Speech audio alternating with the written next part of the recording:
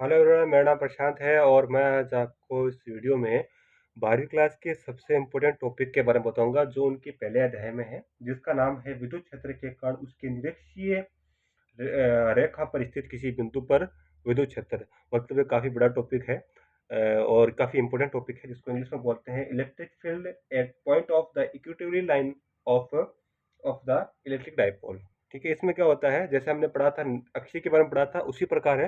But इसमें क्या होता है कि जो पार्टिकल हम लेते हैं वो उसके एक्सेस पर ना होकर उसके निरक्ष पर होता है, ऐसे होता है, मतलब उसके इक्वेटोरियल पर स्थित होता है। तो आइए स्टार्ट करते हैं। सबसे पहले मैं आपको डायग्राम बता देता हूँ, फिर उसकी थ्योरी बताता हूँ कि आपको किस प्रकार से एग्जाम में लिखना है।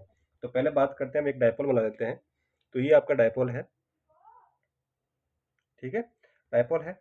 ये है आपका क्या है, ए बिंदु है, ये बी बिंदु है। इस पर जो पार्टिकल का जो आवेश है वो क्यू है, माइनस का क्यू है, और इस पर पॉजिटिव क्यू है।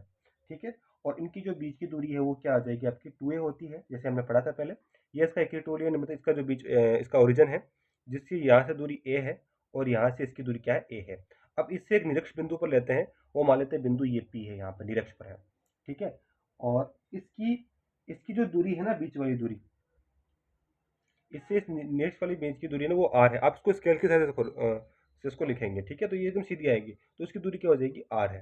ठीक है, अब हम इस पर क्या लेते हैं, हम जो इलेक्ट्रिक फील्ड उसके अलग अलग कंपोनेंट लेते हैं, एक्सेस और हम जानते हैं साइन और कॉस लेते हैं ना।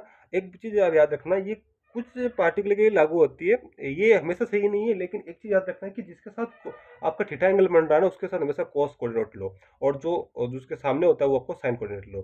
तो हम बात करते हैं कि इस क्षेत्र के कारण जो जो ये वाला है, ये आपका पार्टिकल्स की जो इलेक्ट्रिक फील्ड है ना, अब इसको निकालते हैं आवेश के कारण। तो ये देखो, इससे इसको मिला दो, इससे इसको मिला दो, ठीक है, सीधी रेखा से, अब स्केल की सहायता से। तो इसका जो कोऑर्डिनेट हो जाएगा वो क्या आ जाएगा आपका, ई साइन। ठीक है, और इसका जो हो जाएगा वो क्या आ जाएगा, ई। ये ऊपर की साइड होगा, ये नीचे की साइड होगा, दोनों क्या अपोजिट साइड में है, तो दोनों कैंसिल हो जाएंगे। इसी प्रकार इस साइड में बात करते हैं हम, तो इस साइड में ये आपकी आर इस तरफ से चल रही है ना, आर, तो ये हो जाएगा, और ये आ जाएगा आपके पास ई कॉस थीटा, ये आ जाएगा ई टू कॉस थीटा। ठीक है, दोनों एक ही दिशा में दोनों ऐड हो जाएंगे, मतलब ई निरक्षीय लिखोगे आप, ई निरक्षीय क्या आ जाएगा आपके पास, टू, दोनों एक जैसे है, टू कॉस थीटा। ठीक है, ये वैल्यू हमें लेके चलनी है, इसके हम वैल्यू निकाल लिए। अब उसको हम शब्दों में कैसे लिखेंगे, तो वो उसके बारे में लिखते हैं। सबसे पहले लिखेंगे चित्रानुसार,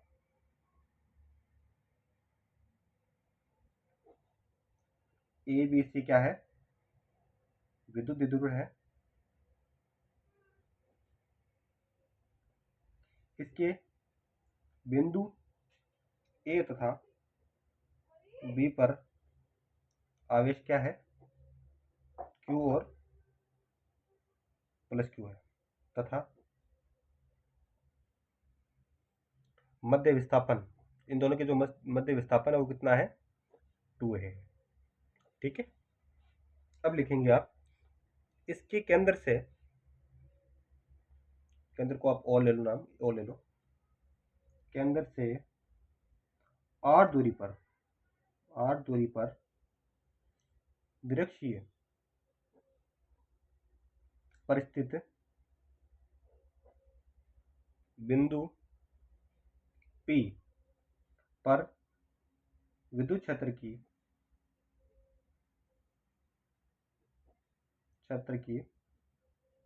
तीव्रता ज्ञात करनी है।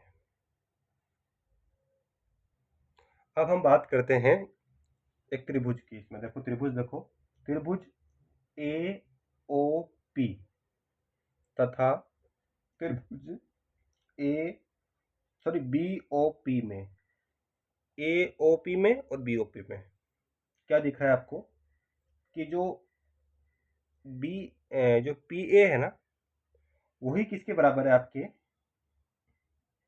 पी बी के बराबर है। मतलब ये जो लेंथ है वो इसके लेंथ के बराबर है।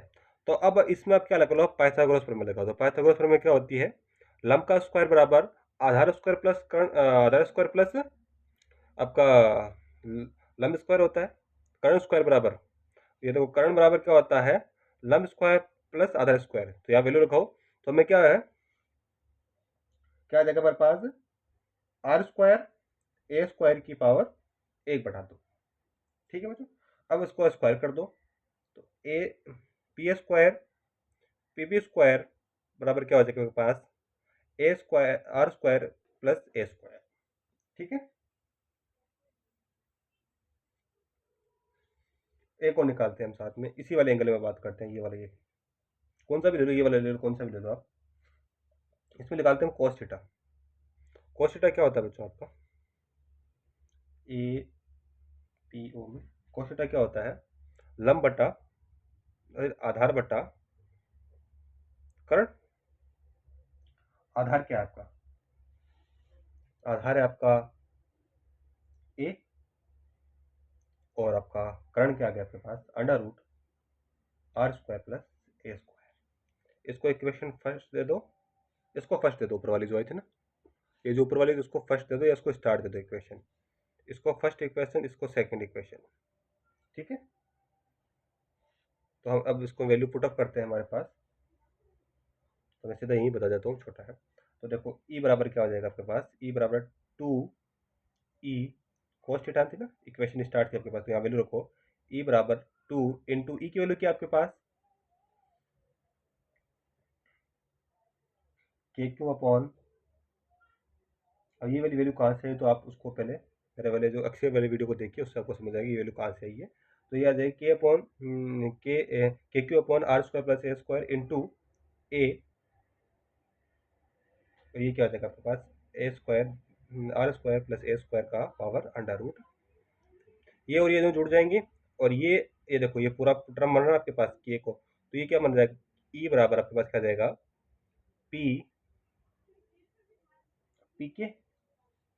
ठीक है, और जो इसकी जो जो आपकी जो अपने लेंथ इसमें वो नहीं रही ना इसकी डायरेक्शन वो माइनस होती है, तो ये माइनस हो जाएगी, और नीचे क्या हो जाएगा आपके पास, आर स्क्वायर ए स्क्वायर की पावर 3/2।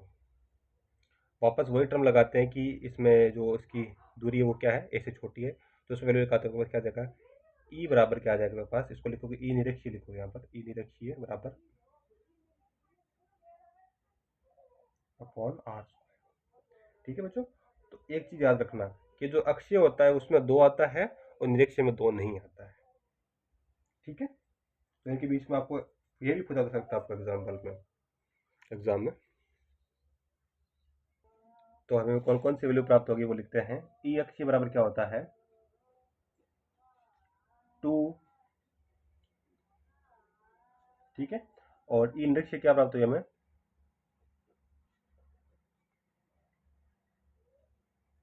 ठीक है, दोनों का अपॉन कर लो, आप रेशियो निकाल दो दोनों का, ई अक्षीय अपॉन ई निरक्षीय,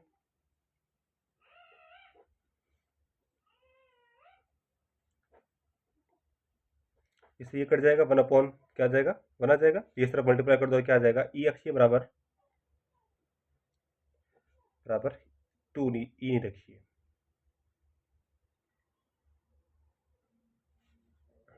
तो आपको सीधा एग्जाम्पल पूछा जा सकता है, टू प्रूफ, क्या लिखोगे, सिद्ध करो, क्या सिद्ध करो,